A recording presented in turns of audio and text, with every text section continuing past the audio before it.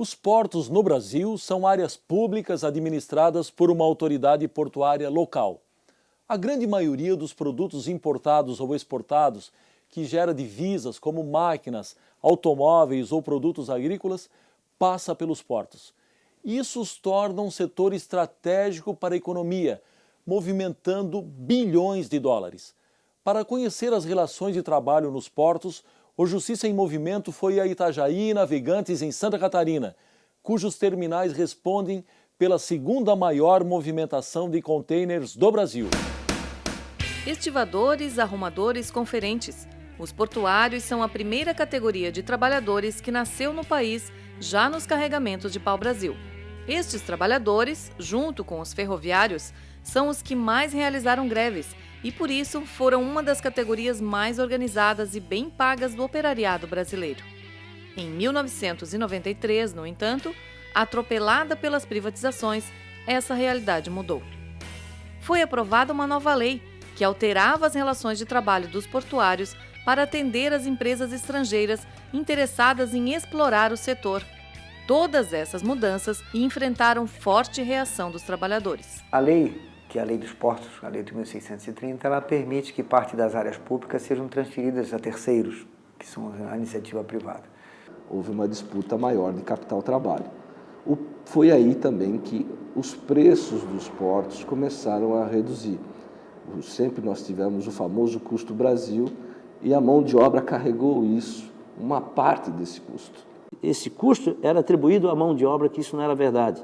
Então foi feito aquele movimento enorme, violento, né? Foi investido milhões de reais para que essa lei fosse aprovada, quando na verdade a questão não era apenas e tão somente a mão de obra. Após o ano 2000, vamos dizer assim, começaram as grandes privatizações dentro de portos organizados que permitiam investimento privado dentro de porto organizado. Com isso diminuiu bastante o salário de vocês? Diminuiu a metade mais ou menos. E quantas pegadas chega a fazer por mês? Eu fazia antes 20, 25, agora é 14, 15, máximo, né? E esse é o principal fator de divergência, né? Redução salarial drasticamente. Porque o trabalhador alcançou um patamar, o portuário, e ele quer colocar como trabalhador comum que ganha pessimamente mal nossos trabalhadores. Ao contrário dos europeus e dos americanos, fazendo a mesma atividade portuária. Então, nos primeiros anos da lei, os conflitos foram muito sérios, foram muito graves até. Em alguns casos, no exemplo nacional, nós tivemos gente até mesmo com morte. O controle das relações de trabalho nos portos era realizado pelos próprios trabalhadores através dos seus sindicatos, que administravam a força de trabalho. E com o advento da Lei 8.630, tiraram do sindicato, naturalmente, essa administração do fornecimento da mão de obra, o pagamento do trabalhador, toda essa coisa. A mudança foi radical. Com a nova lei, estas relações passaram a ser administradas pelas autoridades portuárias e pelas empresas que operam nos portos, através dos órgãos gestores de mão de obra, os OGMOs. Da onde sai o representante do OGMO são dos operadores portuários, das autoridades portuárias, dos armadores e dos terminais privados. É daí que sai a indicação da pessoa que vai ser a direção do órgão gestor. O trabalho nos portos é realizado, em sua maioria, por trabalhadores avulsos que não possuem vínculo empregatício. É uma relação de trabalho completamente diferente dos demais trabalhadores, pois não se enxerga com clareza quem é o patrão, causando dificuldade quando o assunto é direito do trabalho.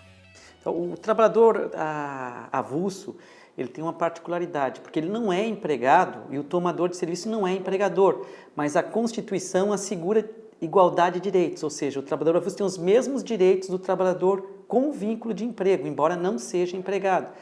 E na prática, compatibilizar essas situações na prática é meio complicado.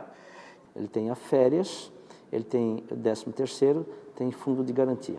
Quem administra isso hoje é o órgão gestor de mão de obra, deposita em contas específicas para esse fim.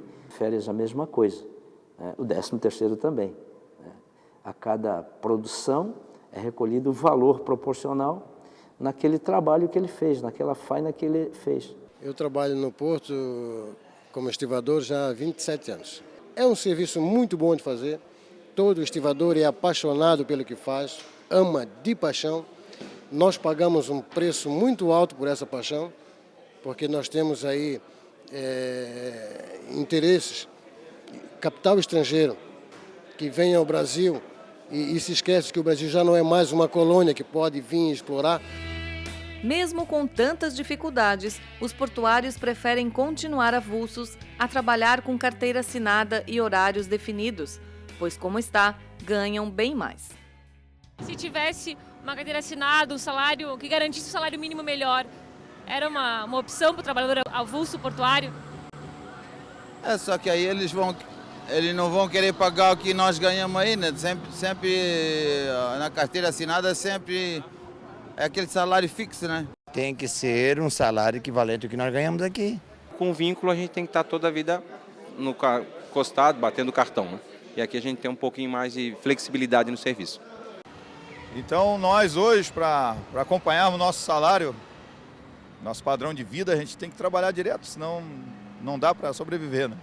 Eu não gostaria de ir para o vínculo, como a gente chama. Isso, nós preferimos ficar às 24 horas à disposição do armador, à disposição do ógimo, né, à disposição do Teconv, que é o principal operador no porto, mas termos o sustento de nossa família e termos o nosso serviço, o nosso ganha-pão.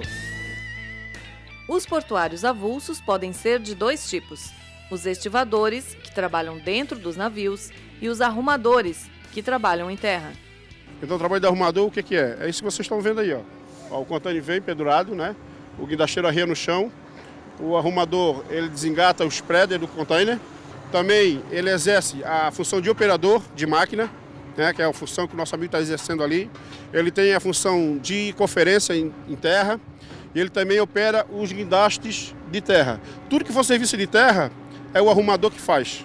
Como é que eu trabalho ali no navio? Tem que engatar os contêineres, né? Nesse spread. Ó, esse spread aí é tudo manual. Então nós temos que colocar lá em cima do contêiner e engatar. Você tem um chefe, o chefe geral da equipe, que nós chamamos de contramestre geral, e é comum chamar de capataz.